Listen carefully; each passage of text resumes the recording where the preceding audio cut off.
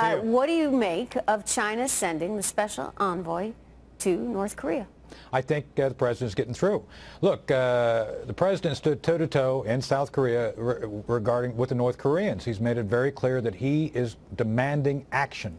There's a number of outlying issues which have to be addressed. The nuclear issue, the ballistic missile issue, the issue of just North Korea being a very bad member of the international community. So I'd like to believe that a couple things happened behind the scenes. First, I think he had a reasoned discussion face-to-face with the leadership of China, laying out to them in very direct terms their real exposure here, to use a business term. You know, if something goes wrong, their economy tanks. And secondly, I'd like to believe the president brought up something regarding their most favored nation trade status. I mean, Trish, we have other partners. He made that clear by the visits to Japan, South Korea, Vietnam, and the Philippines. Those countries can ramp up and produce as much junk, if you will, as China does, and we can import that. So, look, I think he's been we have leverage.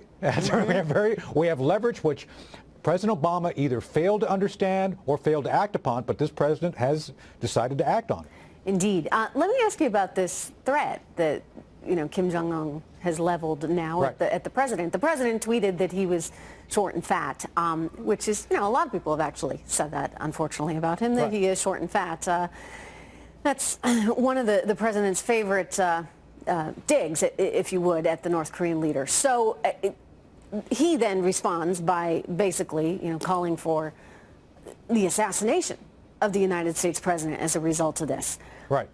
You want to talk about escalating things. Well, I know. You know, look, I go after liberals who come on my page and talk about the fact they live in their mother's basement. So I think we all have our go-to kind of insult on people. In this case, the president, I think, you know, said something that everybody recognized. This guy's kind of... It is what it is, right? Sorry. He's got the Napoleon complex. With that said, look, the great leader has threatened all sorts of things. They threatened to pull out of the agreement. This is more just basic nonsense, which essentially makes, you know, the leader of North Korea look as little as he really is. I mean, that's really the bottom line. Where do you see this heading? Any previews on what we're going to hear, by the way? Well, you know, I actually don't. I was talking to Brad a few minutes ago about this. Look, the president has been behind the scenes. His team has been working this very hard.